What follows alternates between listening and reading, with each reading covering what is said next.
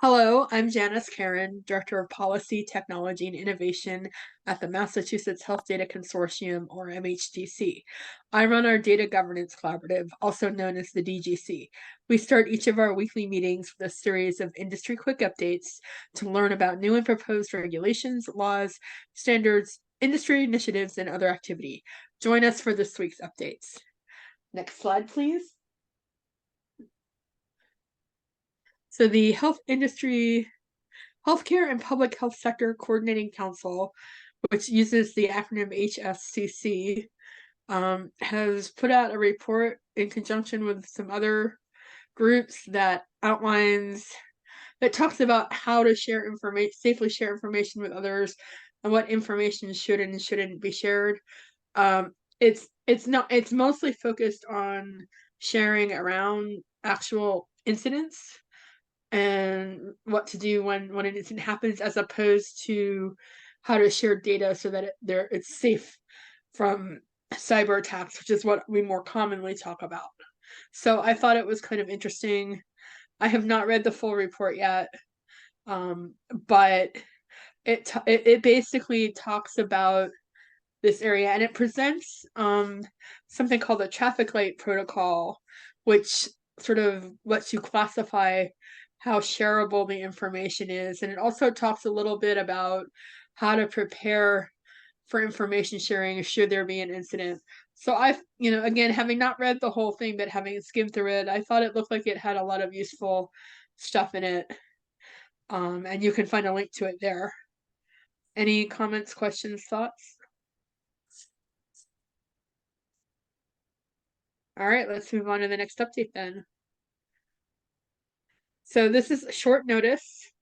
Apologize, but the annual CAQH index submissions, which is basically a survey that's available for payers and providers to discuss their current state of data exchange, is open for participation, but the deadline is tomorrow.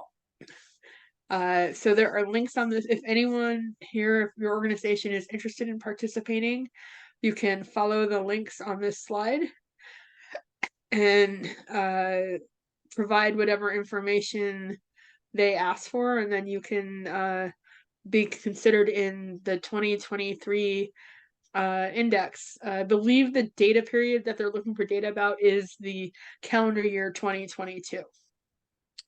Any comments or questions there?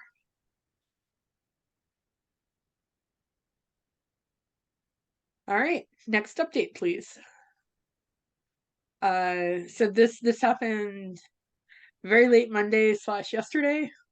I'm not actually sure which, but CMS has announced the first 10 prescription drugs that will be part of the price negotiation program. We've talked about how price negotiations are anticipated working in the past. So this is a list of drugs. They are mostly for cardiac care, diabetes care, and cancer. There are some rheumatology drugs. I think there's one or two rheumatology drugs as well. So these are all big ticket items. There's a HHS press release and then a fact sheet from CMS that are linked in the slide for more information. It talks a little bit about what percentage of the current drug payments through Medicare are encompassed by these 10 drugs, why they were chosen, etc. So any questions or comments there?